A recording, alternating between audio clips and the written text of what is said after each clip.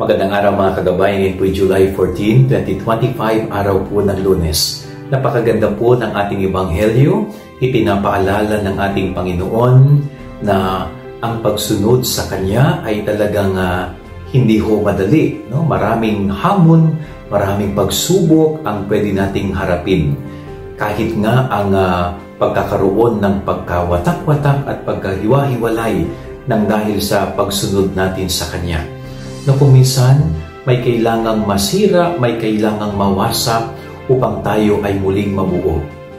Kung minsan may kailangan tayong iwanan, kung mayroon tayong hiwalayan, upang sa ganon ay maging buong-buo ang ating pagsunod sa kalooban ng Diyos. So talagang very challenging ang pagsunod natin sa ating Panginoon. Kaya napakaganda pong paalala, kapag tayo'y nagdesisyon na sundan si Jesus, be ready sa lahat ng mga pagsubok.